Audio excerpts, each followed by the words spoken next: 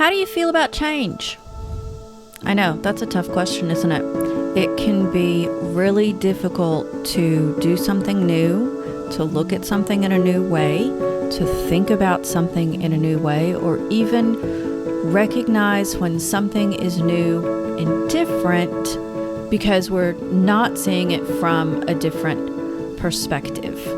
And that's what this devotional is about today. It's about looking at a new thing in a new way and having a new perspective on what we see because we're looking at it differently. Isaiah 43:19 in the NRSV translation says, "I'm about to do a new thing. Now it springs forth. Do you not perceive it? I will make a way in the wilderness and rivers in the desert." Wow. So this is the change, the new thing, and it's actually referring back to Exodus when Moses was leading the people out of Egypt. And what God had done was he had parted the Red Sea. Well, that was like magnificent and a totally new crazy thing. Now he's saying, this time I'm doing it differently. I'm going to make a way in the wilderness and I'm going to make rivers in the desert. So this isn't the same way I've done it before. I'm doing something new.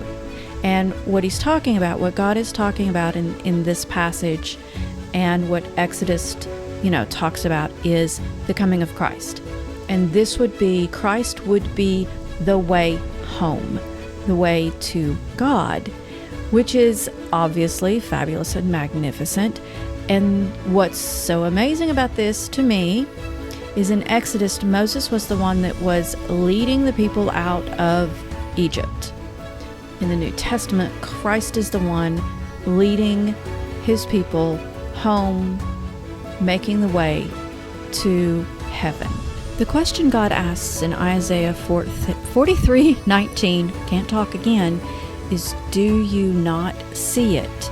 Do you not perceive that I'm doing something new, that I'm making a way, that things are changing, that I'm giving a new way to come to me, to have life abundant?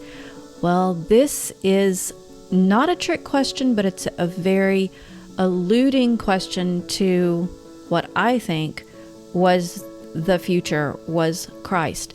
Because this do you not see it is, do you not see it from my perspective? Only way to have something from the perspective of God is to have a relationship with Him.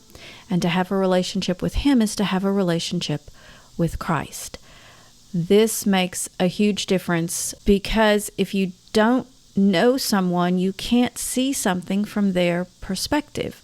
You can't understand what they're thinking or have this idea of what they might be talking about or thinking about or trying to say or trying to show you because you don't have the nuance of the person that they are. Okay, let me say it this way. If you have children, when you look at that child, you can almost read their mind. You almost know what they are up to when they have that certain look. I better pay attention because this one is up to something. Well, the flip of that is with God. Because when we know God, when we have the mind of Christ, we can sense, we can be aware, we can pay attention. And the thing that this makes me think about is in the Old Testament in Genesis, where it talks about being created in the image of God. Image of God in that word means almost like shadow. So we are the shadow of God. He is the light, we are the shadow. And when we're paying attention to Him, wherever He moves, we move because He's the light and we're the shadow. You cannot move without your shadow going with you.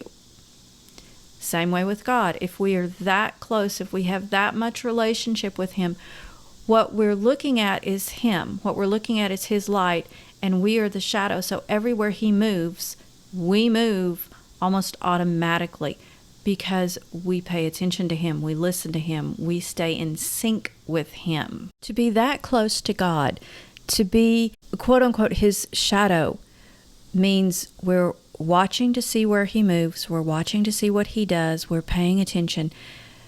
We cannot see what we're not looking for. So when we're looking to see if God is doing a new thing, it means we're paying attention. Well, guess what? In Lamentations, it says his mercy is new every morning. And that mercy that's new every morning is abundance and kindness and love and faith and all of these things, all of these characteristics that God is. We don't get leftovers. Every morning we get new mercies. We get a new thing that he's doing every morning. We don't get leftovers. Leftovers are fine if they're in the fridge for a day or two, but after that, they're done.